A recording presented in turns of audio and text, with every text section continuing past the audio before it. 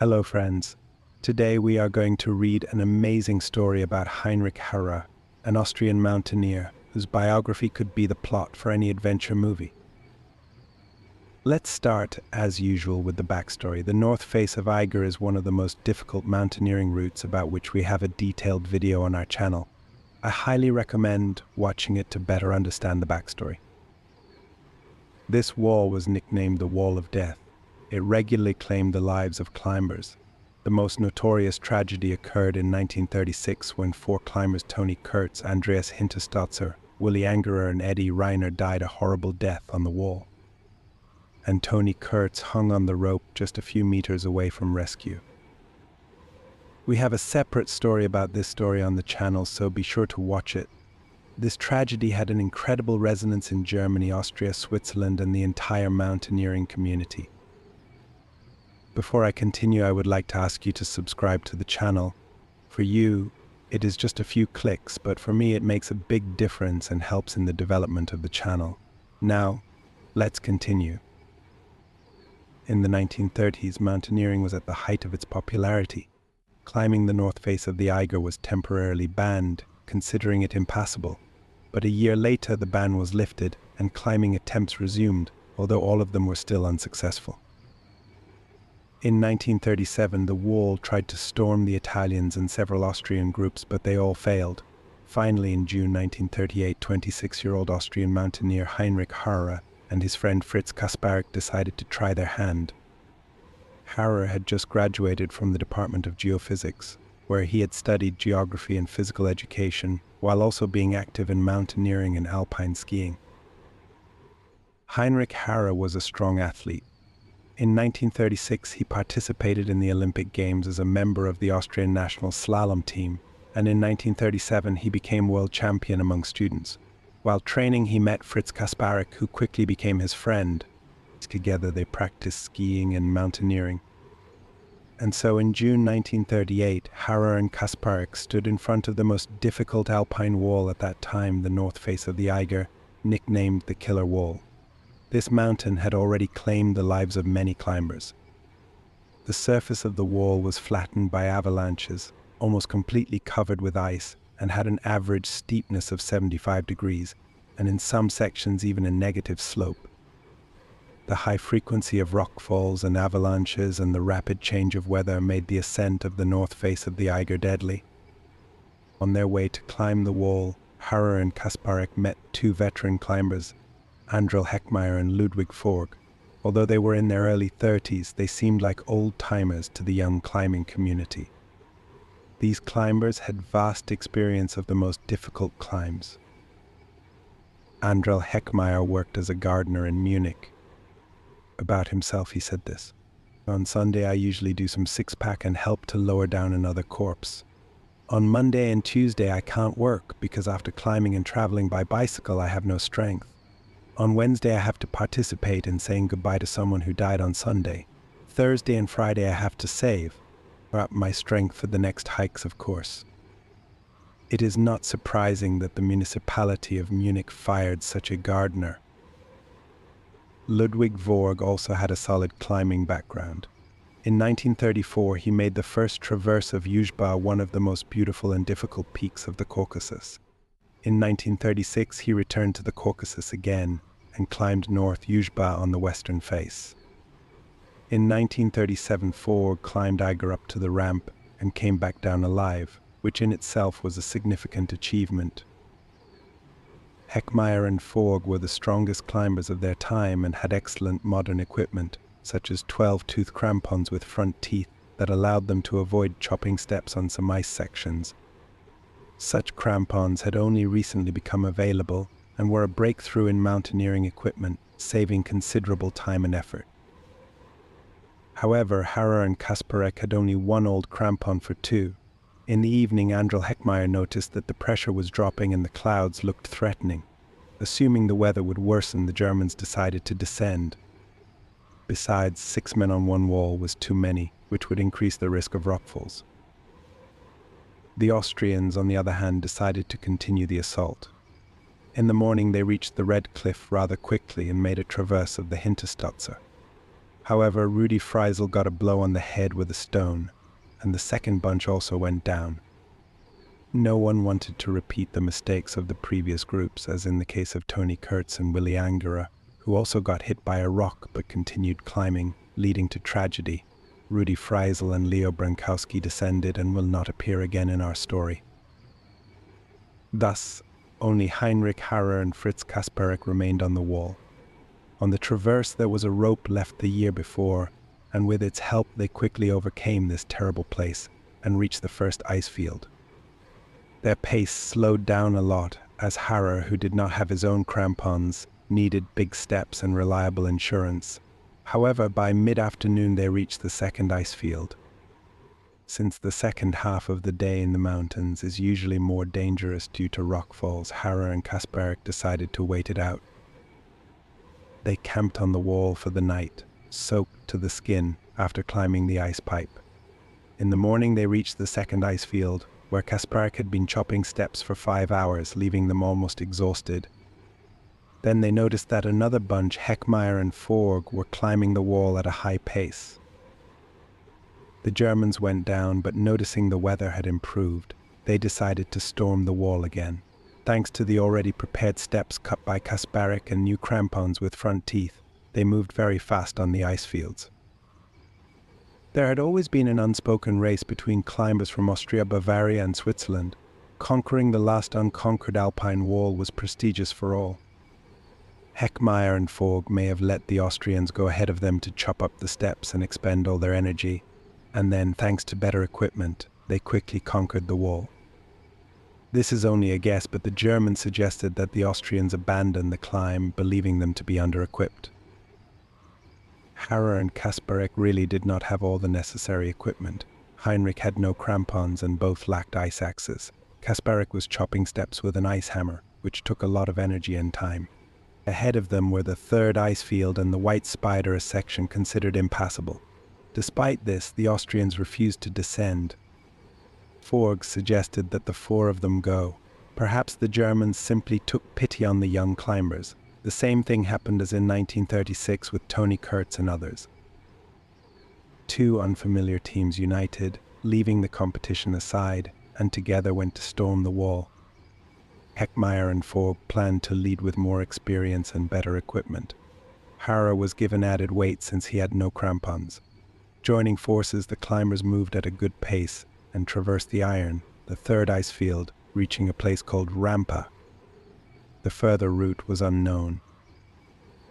The realization of the difficulty of the route reached its climax. The climbers approached the entrance crack, which was the last serious section before reaching the summit ridge. Realizing that they would not have the strength to descend, they were ready to either conquer the summit or perish. This last section was particularly dangerous. Heckmeyer, Harrer, Kasperek, and Forg knew that even the slightest mistake could cost them their lives. Despite the exhaustion and danger, they kept going, motivated by their proximity to the summit. The ascent to the summit ridge was uneven and required extreme concentration and teamwork from the climbers. On this section, they were faced with difficult technical elements, which in previous climbing attempts had led to tragedies. However, thanks to experience and teamwork, they overcame obstacle after obstacle. On one of the most difficult sections, when Heckmeyer was the first to go, he again encountered an ice crux. Every move required incredible effort and precision. Heckmeyer was hammering ice hooks in preparation for another ascent. With each step, he was getting closer to the summit, but the physical and emotional strain was mounting. On one of the most critical sections, when Heckmeyer was on the verge of exhaustion, he was picked up by Harrer. Heinrich used all his strength to hold on to his friend and help him in this difficult moment. Joint efforts and mutual help were the key factors in their success. Fritz Kasperek kept moving despite his injury. Through his efforts, he proved that climbers united as a team can overcome any difficulties. Each movement was difficult, but they knew that their goal was near. Finally, they reached the summit ridge. It was a moment of triumph, which they had earned with their perseverance and courage. Before the final assault, they threw all the food and extra stuff out of their backpacks to make them lighter. Leading the way as usual was Heckmeyer. The injured Kasparek was put last in case they had to pull him up on the difficult spots. Small avalanches were constantly coming down from the upper snowfields, and Heckmeyer had to climb in spurts, pick up quiet gaps and try to stay on the wall while the snow floes were coming down. Once an avalanche threw him off the wall and he knocked Forg down, but the hook held and they hung on to the belay. Finally, there comes a turning point. From somewhere above they hear voices, but they decide not to shout back, as their shouts could be taken as a signal for help and they would not be credited for the ascent. It should be realized that the Eiger can be climbed quite easily on a gentle ridge, and only the north face remained unclimbed, so obviously their friends were already waiting for them at the top. Because of the fog and snow, the observers hadn't seen them for 24 hours and the friends below were getting very worried. The climbers were climbing very slowly, but kept moving up. A new series of shouts from above. They even recognized the voices of their friends. The screams were much closer than the climbers expected, which meant they didn't have much longer to go. When noon came, Heckmeyer climbed out onto the pre-top ice field. After another hour and a half, the whole four were moving up it, and despite the fact that the summit was extremely close, they were going very slowly and carefully, ensuring themselves through hooks. Everyone remembered Tony Kurtz's fatal mistake, and no one wanted to repeat his fate. And by 4 o'clock in the afternoon they reached the desired summit. This terrible wall, which had taken the lives of many climbers, had finally been passed, which meant that the last unsolved problem had been solved. There were no more unconquered walls in the Alps. The climbers were met at the summit by friends, and it was very helpful, because Andrel was literally fainting from overexertion. Andrel Heckmeyer was the first to climb the whole route, which is the hardest work. The choice of the route, all the technical work, and in general the possibility of this ascent was in many respects his merit. And it would seem that the wall is passed, and here we can finish our story about these heroic climbers, but here begins the most interesting thing. After a little rest, Fritz Kasparek takes out of his backpack a flag with a swastika and sets it on the top. The Bavarians later claimed that they were unaware of such a performance. Later, when questioned by journalists, Heckmeyer and Harrer emphasized that there was no political component to their motivation. They just really wanted to get over the wall. The Vorg received subsidies from the Reich Ministry of Education and Sport. These subsidies partially offset the cost of equipment, but at the same time Heckmeyer rejected repeated similar offers because he valued his independence. It can be assumed that these political games were particularly disliked by Andrel Heckmeyer, who obviously had no sympathy for fascism but simply wanted to pass that wall. After planting the flag and a short rest, the climbers began to prepare for the descent. Despite their victory, they realized that the descent from the Eiger would be no less difficult and dangerous than the ascent. The summit, shrouded in fog and snow, seemed even more threatening, but the team was determined to return in one piece. Heckmeyer, Kasparek, Harrer and Forg began descending the same route they had climbed. Each step required maximum concentration, and in that moment each of them realized how important it was to work as a team. The ice hooks they had left behind on the ascent were now helping them descend, but each of the climbers knew that any mistake could lead to disaster. The way down was long and grueling. At one point, when their strength began to fail them, Harrer suggested that they take a short break to catch their breath and regain their strength. Kasparek, despite his injury, held firm and did not complain. Heckmeyer and Forg, as always, went ahead, paving the way for the others. When the climbers finally descended to the foot of the wall, they were met by friends and colleagues who had been waiting and worrying about them all this time. This meeting was filled with joy and relief. Everyone realized that they had witnessed a historic moment, the conquest of the last unclimbed wall in the Alps. Once down, climbers instantly become folk heroes and actually superstars. Of course, the propaganda could not avoid such, as they say nowadays, high-profile information occasion, and in my opinion the ascent of Fritz Kasparek and Heinrich Harrer initially had political overtones.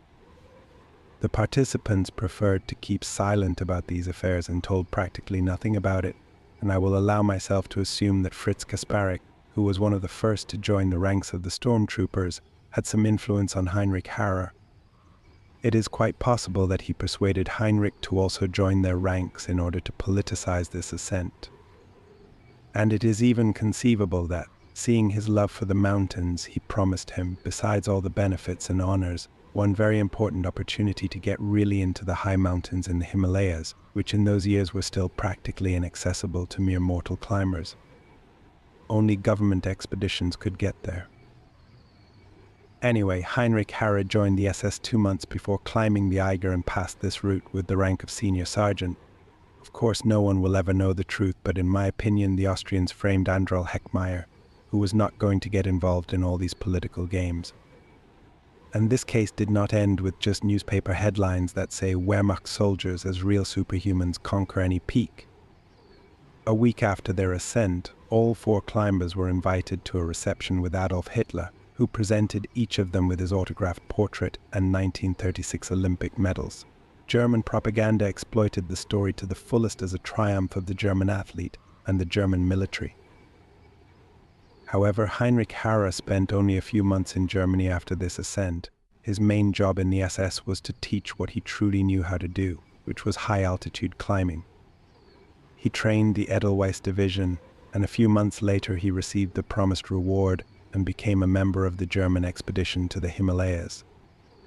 Mountaineering belonged to the sports which in Nazi Germany paid special attention, and there is also a very popular version that the German expedition to the Himalayas in 1939, which officially its goal was to try to climb the 8,000-meter Nanga Parbat, in fact was organized by personal order of Himmler, and went there to look for the mystical country of Shambhala. Anyway, Heinrich's dream comes true and he makes it to the Himalayas, but before we continue with Harrer's story, let's go back to his fellow climbers. Fritz Kasparek, of course, went to war. He was promoted to SS rank in 1941 and promoted to SS rank in 1944. Fritz Kasparek was captured by the Allies and was convicted.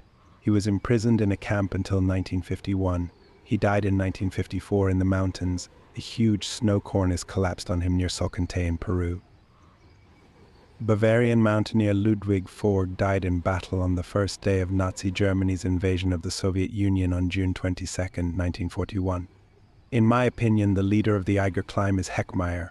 He longed for the fame that had descended on him and even avoided public appearances. He also rejected many flattering offers, in particular to join the National Socialist Party. Neither did he pursue a career, although there were many options. After the war, he worked as a guide in Bavaria, climbed in the Alps, Andes, and Himalayas, and became one of the initiators of the organization of the German Association of Professional Mountain and Ski Guides in 1968. He died on February 1, 2005 at the age of 98. He worked as a guide and hiked in the mountains almost until his death. After being imprisoned in an internment camp in the foothills of the Himalayas, Heinrich Harrer and his companions began planning their escape. Heinrich and his partners carefully studied the mountain passes and possible routes. A letter from his wife, asking for a divorce, added further motivation, and anxiety. Returning to Germany had become impossible, and the future was uncertain. Faced with numerous failed escape attempts, Heinrich Harrer and 3 other prisoners were finally able to carry out their plan on April 29, 1944. Of the 4 escapees, only Harrer and his companion Peter Oschneiter ventured on the perilous journey across the Himalayas to Tibet. The journey took them nearly 20 months, overcoming harsh conditions and incredible physical endurance. Only mountaineers could cope with such difficulties. In February 1946, after a long and dangerous journey, Heinrich and Peter arrived in the Tibetan city of Lhasa. This holy city was closed to most foreigners, and their arrival was a true miracle. Lhasa was the residence of the Dalai Lama, the living incarnation of the Buddha, and it left a lasting impression on the climbers.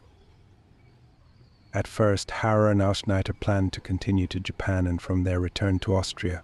However, with the end of the war and the defeat of Germany, a return became impossible. Tibet became their home for many years. After arriving in Lhasa, Harrer and Oschneiter took up residence in a barn in the yard of a wealthy citizen who took pity on them. Harrer worked as a gardener and his friend became an engineer. One day the young Dalai Lama, seeing Harrer teaching skating to Tibetans, a sport completely new to them called knife walking. Took an interest and began to get to know him. Heinrich Harrer and the Dalai Lama began to communicate, and this communication became a meaningful part of both of their lives. Harrer became a mentor to the Dalai Lama, teaching him about topics ranging from Soviet politics to the workings of jet engines. They discussed Buddhism and Western science, and their relationship gradually developed into a deep friendship. Heinrich Harrer spent 7 years in Tibet, and this time changed him dramatically.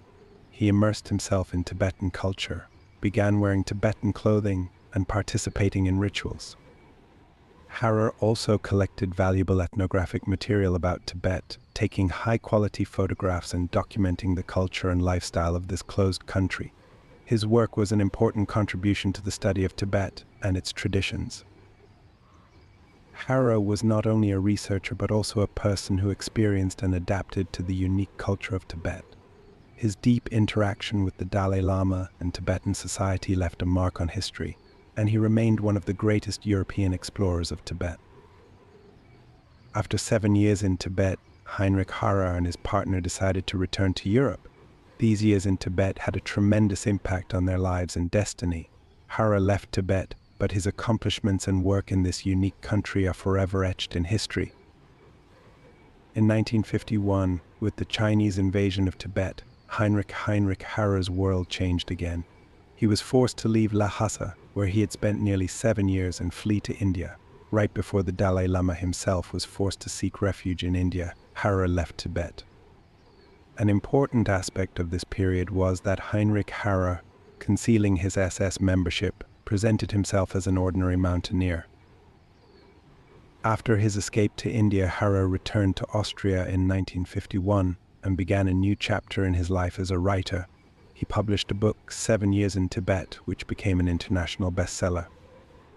The book described his life and experiences at the court of the 14th Dalai Lama, and because of its unique perspective on Tibet, it was translated into 53 languages and was a great success. In the 1990s, when Hollywood decided to screen Harrer's book, a new scandal erupted. The movie 7 Years in Tibet, starring Brad Pitt, drew attention to Harrer's personal story. During filming, journalist Gerald Lehner from Salzburg discovered documents in the archives that showed that Heinrich Harrer was a member of the SS. These documents sparked a wave of public outrage and a new round of debate. Harrer was forced to make comments to journalists to justify himself. He claimed that joining the SS was a mistake made because of pressure from his future wife, Lotte Wagner. According to him, he wore the SS uniform only once on his wedding day. Harrer explained that SS membership, although a big mistake, was necessary for access to climb Nanga Parbat. This statement sparked further controversy and questions about Harrer's motives. Despite the scandal, the Dalai Lama, with whom Harrer had maintained a friendly relationship over the years, never renounced his friendship with him. The Dalai Lama has always called Harrer his friend, despite political history and age differences. This friendship remains an important part of their mutual memories. After the publication of 7 Years in Tibet and the subsequent scandals, Heinrich Harrer continued his career as a writer and researcher. He also wrote another book about climbing the north face of the Eiger, called The White Spider. This work also gained attention and recognition. Heinrich Harrer continued to live in Austria, writing and researching until his death. He left a significant legacy in mountaineering and literature, and his books remain important sources for the study of both Tibet and the history of mountaineering.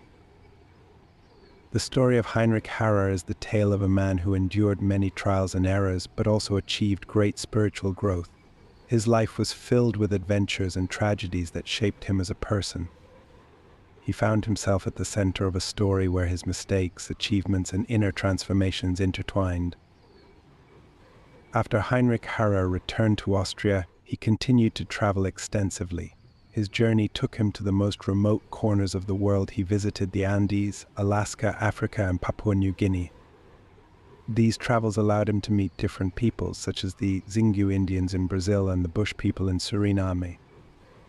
These encounters enriched his life and experiences and helped him understand and appreciate the culture and way of life of other peoples.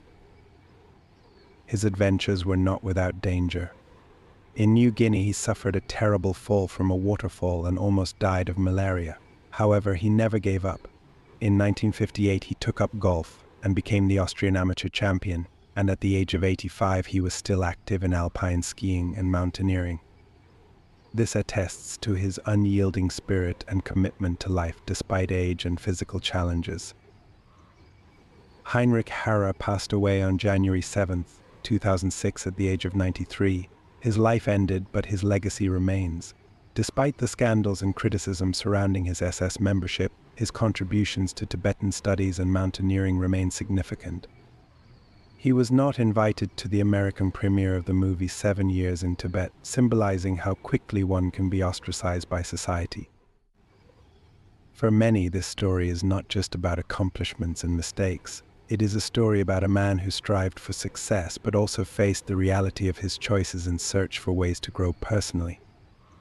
His life reminds us of the complexity of the human experience and how mistakes can be important lessons on the path to self-discovery and spiritual development. We can close with Heinrich Harrer's own words from his book 7 Years in Tibet. "Wherever I live, I will always miss Tibet. I often think I can still hear the cries of the wild geese and cranes, the sound of their wings as they fly over Lhasa in the clear and cold moonlight." This quote perfectly captures Harrer's love for Tibet and his deep connection to the place. Despite all the challenges, his memories of Tibet remain some of his most treasured. Thank you for watching and paying attention to this story. I hope it was of interest to you and made you think. Leave your thoughts and comments under the video, put likes and subscribe to the channel so that you don't miss new episodes. Your support is very important to me. See you at the new summit.